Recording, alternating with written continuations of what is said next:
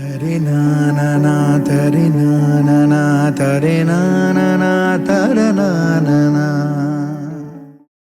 ఊహలు గుసగుసలాడే cinema script ముందు నా దగ్గరికి వచ్చింది.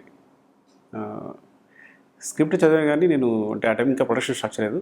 కానీ ఆ స్క్రిప్ట్ ఎలా వస్తుందో గెస్ చేయలేకపోయాను. తర్వాత సినిమా రిలీజ్ అయిన తర్వాత థియేటర్లో చూశాను. అంటే వరుసగా 3 సార్లు చూశాను అన్నమాట సినిమాని. ఈ విషయం శ్రీనివాస్ కూడా చెప్పాను.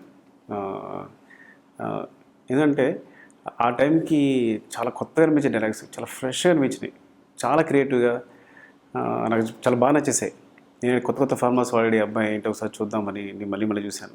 ఒకసారి మనం అప్డేట్ చేసుకుందామని అంత నచ్చేసే డైలాగ్స్ అవన్నీ. నేను శ్రీనివాస్ ఫోన్ చేశాను, శ్రీనివాస్ అవసరాలకి. చాలా బాగా డైలాగ్స్ అన్నీ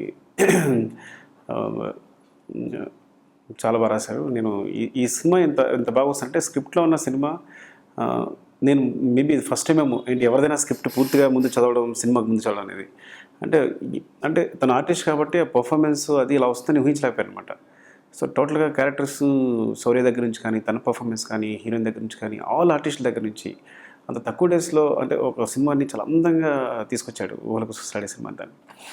సో అప్పుడు నాకు ఏమనిపించింది అంటే తర్వాత తను మళ్ళీ నువ్వు జో అచ్యుతానంత చేస్తానంటే ఒకసారి స్క్రిప్ట్ నాకు మళ్ళీ ఇవి నీ సెంటిమెంట్ వర్కౌట్ అవుద్ది అని అబద్ధం చెప్పి అంటే ఇంకోసారి స్క్రిప్ట్ ముందు ఎలా ఉంటుందో చదువుదాము అని.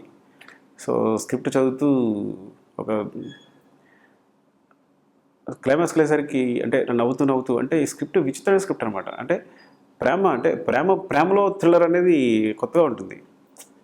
అంటే అంత రొమాంటిక్గా ఉంటుంది, చూడడానికి చాలా రొమాంటిక్గా ఉంటుంది. కానీ ఏదో థ్రిల్లర్ టైప్లో ఆ మాట వాడచ్చో లేదో కరెక్ట్ ఈ సినిమాకి అలా ఎక్స్ప్రెస్ చేయొచ్చో సినిమాకి, అంటే ఈ సినిమాని ఇలా ప్రజెంట్ చేయొచ్చో నాకు తెలియదు. కానీ అంటే అన్ని క్యారెక్టర్లు అమాయకంగా ప్రేమతోనే ఉంటాయి కానీ వాటి మధ్య ఒక థ్రిల్లర్లాగా విచిత్రంగా తీసుకుంటూ వెళ్ళాడు అనమాట సినిమాని. సో విచిత్రమైన స్క్రీన్ ప్లే ఇది. సో ఆ చదువుకుంటూ నవ్వుకుంటూ ఆ సస్పెన్స్ ఫీల్ అవుతూ అలా ఎండ్ క్లైమాక్స్ షాట్కి వెళ్ళేసరికి నేను ఏడ్చేశాను. సో నా ఒపీనియన్ ఎలా ఎక్స్ప్రెస్ అని తెలియక అప్పుడు కళ్ళ నీళ్ళనమాట. ఊరికే నా ఆయన ఫోటో తీసి పంపించాను శ్రీనివాస్కి. అంటే ఇంకెంతకైనా ఎక్స్ప్రెషన్ అక్కర్లేదు అని. సో అంత నచ్చింది నాకు ఈ స్క్రిప్ట్ ఇది.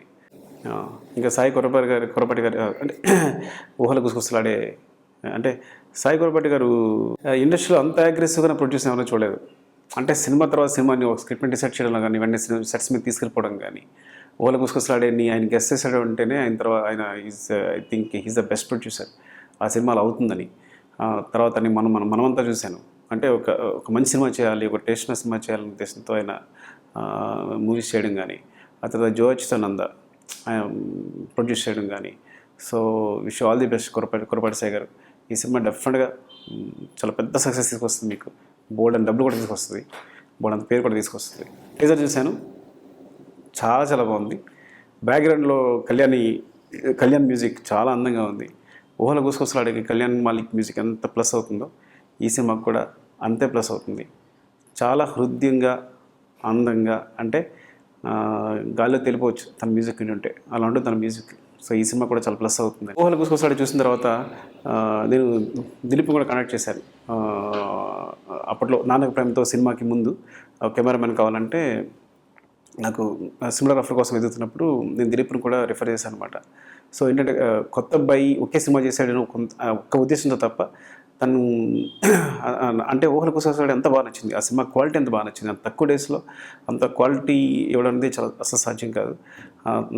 సో ఐ థింక్ ఈ సినిమా టీజర్ చూస్తుంటే మళ్ళీ తను అలాగే అదరగొట్టాడు అనిపిస్తుంది. Is very promising cinematographer. అంటే మామూలుగా ఈ సినిమా పెద్ద హిట్ అవ్వాలని కోరుకుంటాను అంటుంటాను ప్రతి సినిమాకి. నాకు స్క్రిప్ట్ ఆల్రెడీ తెలుసు కాబట్టి, నేను చదివాను కాబట్టి, అది ఎలా వస్తుందో ఊహించగలను కాబట్టి ఈ సినిమా సక్సెస్ నేను ముందు ఊహిస్తున్నట్టు చెప్తున్నాను. డెఫినెట్గా మీరు సినిమాని ఎంజాయ్ చేస్తారు. తరి నానా తరి నానా తరి నానా తర నానా.